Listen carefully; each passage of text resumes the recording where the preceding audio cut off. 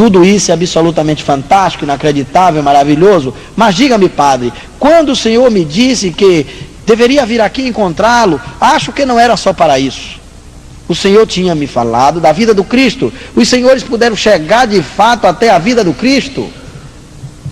Sim, claro. E então?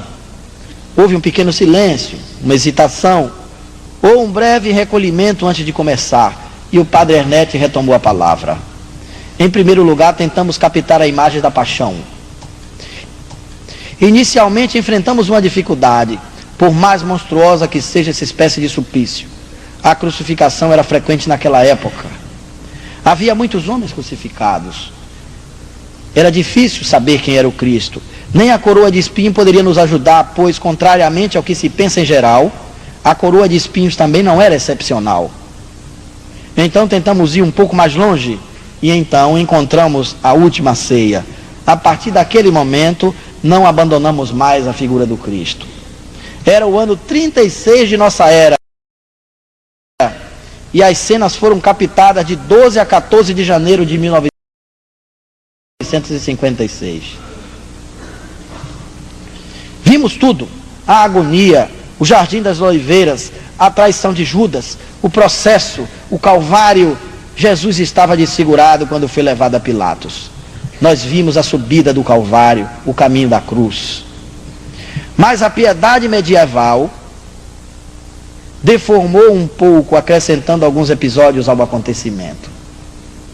O Cristo jamais caiu. Aliás, ele não carregava toda a cruz. Ela lhe seria muito pesada. Ele só carregava a trava horizontal, amarrada a seus ombros. Seus pés estavam atados uns de outros, dois condenados que foram crucificados ao seu lado. Ele estava muito desfigurado, repete o padre Ernest. A flagelação havia arrancado pedaços da carne. Podia ver até os seus ossos algumas vezes, mas como segundo a lei romana, o condenado devia chegar vivo ao local de sua execução, os soldados requisitaram Simeão, o sirineu. Também vimos essa cena como é narrada no Evangelho. Mas também nesse episódio, a piedade gerou algumas interpretações.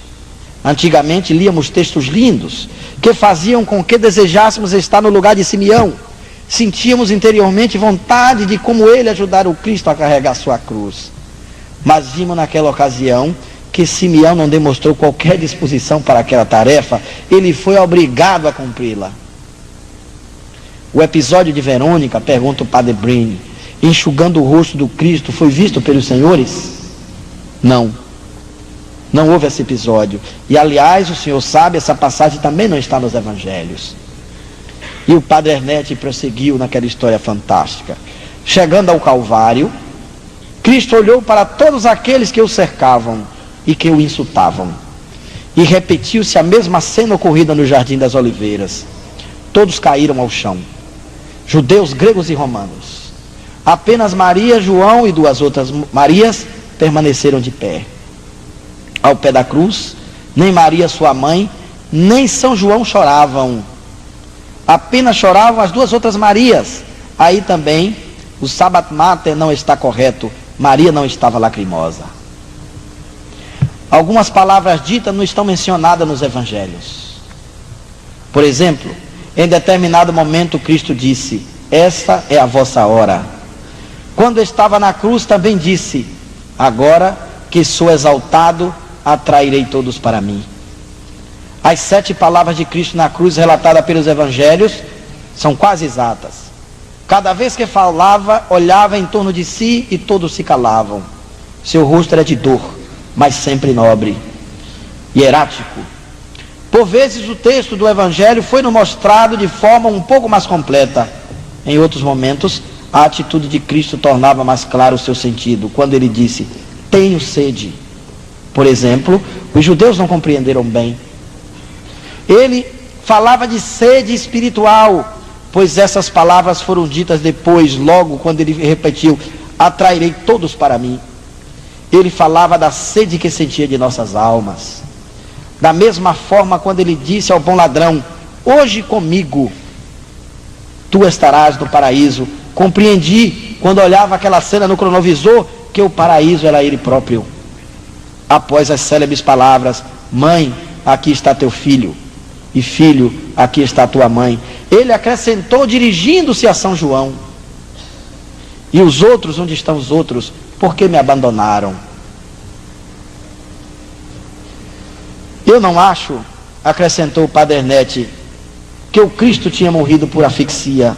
O cronovisor não mostrou isso, como pensam muitos médicos.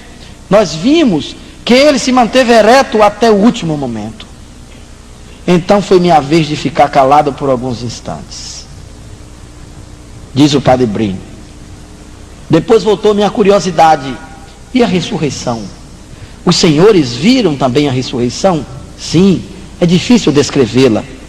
Era como uma silhueta, uma forma através de uma fina lâmina de alabastro, iluminado ou como um cristal. Vimos pouco a pouco toda a vida do Cristo, as aparições após sua ressurreição. Era como um filme? Pergunta o Padre Bruni. Não, de forma alguma. Era em 3 dimensões, como hologramas, com movimento e som, mas sem cor.